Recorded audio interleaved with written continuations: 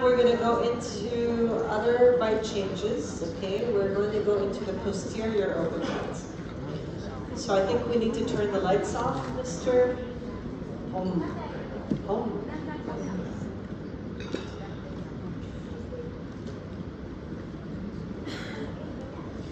Okay. So I'm going to summarize the posterior open bite. I already did it before.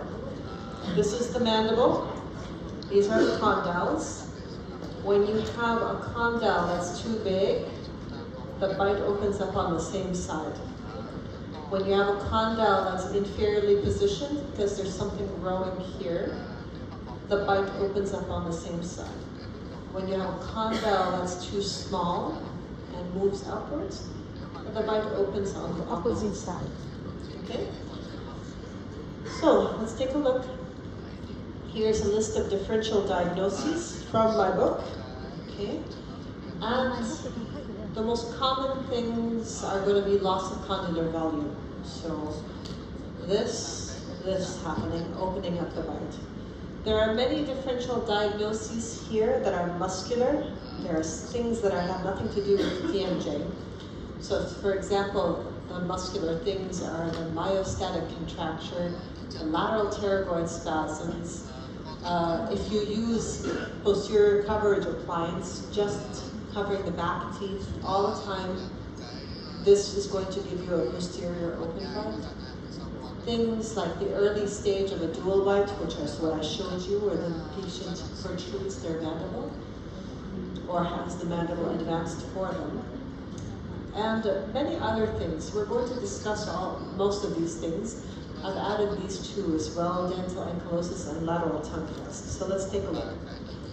So once again, the posterior open bite due to the TMJs is going to be either due to condylar enlargement or inferior displacement on the same side, or condylar reduction or superior positioning on the opposite side.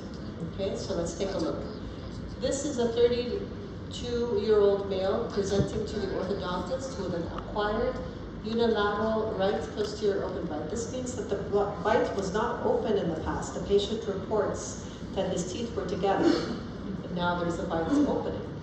So as you can see, there's something growing here. There's something growing here that's pushing the condyle down and forward to the other side. And that is an osteochondroma.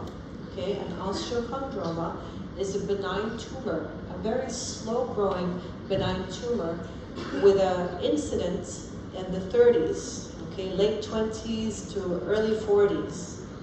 Okay. Oh, what happened to my slides? Ah, there we go. Okay, so this tumor grows on top of the condyle and it pushes the condyle down and to the other side. So it goes like this and like this. When it goes like this, it opens the bite on the same side. When it goes like this, it shifts the mandible to the other side. So you get a cross bite on the other side, which is what this patient had. Oops. What is going on with this projector? Boss.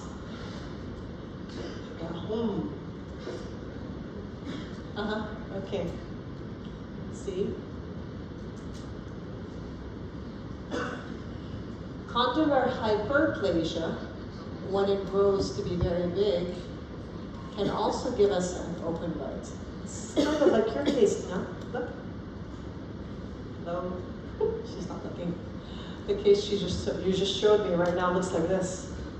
Anyway, so this larger condyle on this side, okay, because it's growing very fast, it moved the mandible down, and this created the occlusal plane of that posterior mandible to move downwards, okay, and created the open bite. Now, most of the time when you have a condylar hyperplasia, this grows slow enough and the upper teeth, they super erupt. So what you get is a cant. But sometimes you'll get an open bite like this, okay? And this moves the condyle down, so it opens up the bite. So just like this. And this child right here, he also has an open bite, as you can see, because of a condylar hyperplasia on this side. Okay? This side is large, and this side is not as large, and that is causing the asymmetry and the open bite. An immediate partial disc displacement can also create an open bite, so the disc gets displaced, the condyle moves upwards into the fossa, okay? The bite opens on the other side, slightly, and then the teeth super erupt, and there's no more open bite. So it's a transient open bite, okay? Dental ankylosis can give you both. It can give you posterior open bite. If it's in the anterior region, it can give you an open bite anteriorly, okay? Lateral tongue thrusts. So if the patient is in the habit of always putting the tongue in the back, okay, between the teeth, it will create an open bite. It keeps the teeth from super erupting. The tongue is a very powerful thing.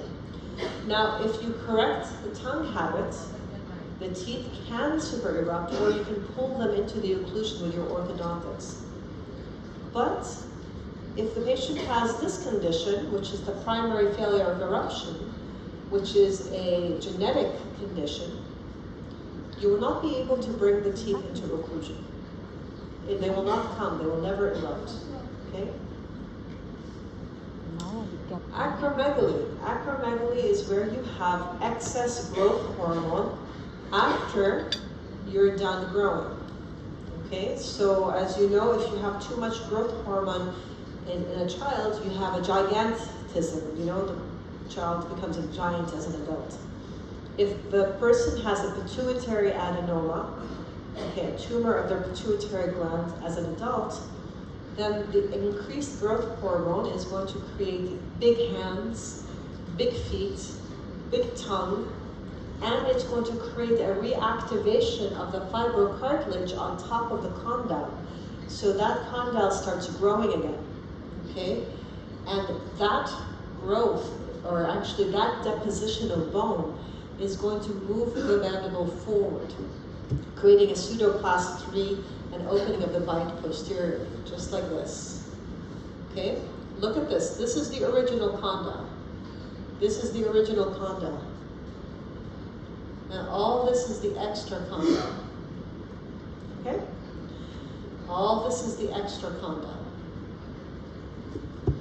If you have a tumor inside the joint space, or a tumor-like lesion, and mass that can actually displace structures such as a synovial chondromatosis inside the joint space, this will also move the condyle down and will also open up the bite, okay?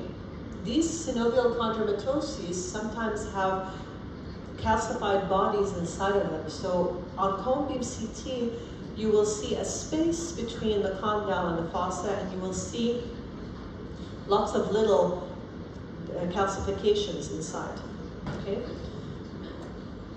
This patient has an asymmetry. She has a combination of anterior and posterior open bites. So the options are that she has either a large condyle on this side or a small condyle on this side. So why don't we take a look what happened? Ooh, exactly, okay? Breast cancer metastasis to the condyle, to the ramus. You can see how poorly defined it is, okay? This has destroyed the bone, so there's a mass in this area. So there's some structure here, but it's not as hard as bone. So the mandible rocked upwards like this and opened up the bite on this side, okay? Be aware of open bites that happen all of a sudden, okay? If there are open bites that happen quickly, you need to look and make sure there's no malignancy, okay? Now, let's take a look and see cross bites.